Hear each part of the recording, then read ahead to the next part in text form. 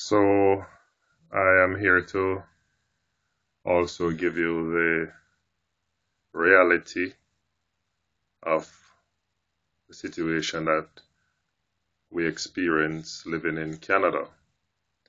Um, so you have heard positives, and I'm going to balance it with the negatives.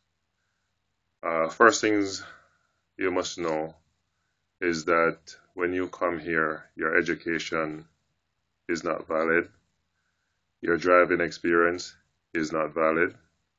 So you've got to go back to school, get an education, put yourself in debt with a student loan. That's negative because you're going to have to pay back this loan. Then, because your education doesn't count and you need to feed your family or feed yourself and rent somewhere and live somewhere like anywhere else in the world, so you would need to have somewhere to live, so you need to have a job. When you send out your resume, most of the companies, trust me, you're not getting a response or they're not hiring. You would be one of the 1% out of a million who get an interview, I tell you. And if you do get an interview, you would be considered fortunate to get that job. The next thing is that, so if you can't get a job from sending out your resume, you would tend to need to get employment from an agency. So you go to register with an agency and you work. Most of the agencies that you work with, they are part-time, so you're a temporary worker. And the type of jobs that they offer is basically warehouse work, factory work, plant work, hard, intensive labor jobs where you have to be on your feet and you can't sit, you can't take a minute and let the boss see you while you're on his time until your break time. So you gotta be work, and in most of the jobs here they are very hard and labor intensive, very labor intensive. And those are the jobs that are readily available. So you're not qualified for like the teaching job, the nursing job. You got to go back to school, the lawyer, doctor, whatever. But you are qualified to work in the warehouse. You're qualified to do even some technical jobs, but that are hard labor jobs. You are qualified enough for that. So you must understand what you're up against when you come to this country. What you find too is that because it's a temporary job, today you may have work, tomorrow you don't. Today, tomorrow, today, you come in, tomorrow they say no work, or they work you for a period, and then you hear that the contract is up. And so you have no stable income. That's a reality that you face in Canada as well. There's no job security. Forget about benefits. None of the company these days want to pay anybody benefits. They're all dodging from paying people benefits or pension. So most of you, when you come here, if you don't have a good financial plan, you're going to end up being old and working in the cold, the frigid Arctic temperature. I always say to people, it makes no sense trying to describe the cold that exists here in this country. You'll just have to bring somebody here in the winter and let them go, let them feel it. That's the only way. Or tell them to sit in a deep freeze for several days, and then you'll understand what cold is all about when you talk about Canada. The government has a very active part in your life. It's like they know you personally. So sometimes you get a call from the CRA and all of that. So it's not like some countries, like my country in Jamaica. Government don't interfere with people's life the way they interfere with people's life here. So they're always in your life, and they play a very active role in your life, which I don't like because I don't like to be government to be monitoring me or calling me about anything. Um, that's some of the negatives here.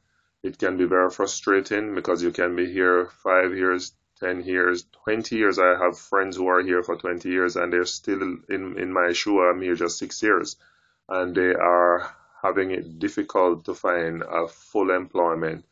And they may go into a security job, but the kind of job you do in a security is very dangerous because, I mean, you can get caught, you can get shot and killed.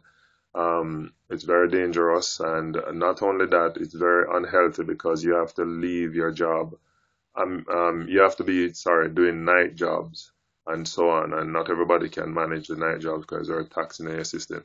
If you're a couple and both of you, what you find, this is very important, I'm going to say, if you're a couple and you have children, what you'll find here, you don't have a grandparent. So if both of you are working, one of your salary will be going to pay the daycare. So might as well one of you stay home because you're just be living to pay daycare. So that is also a very, very negative thing against this country.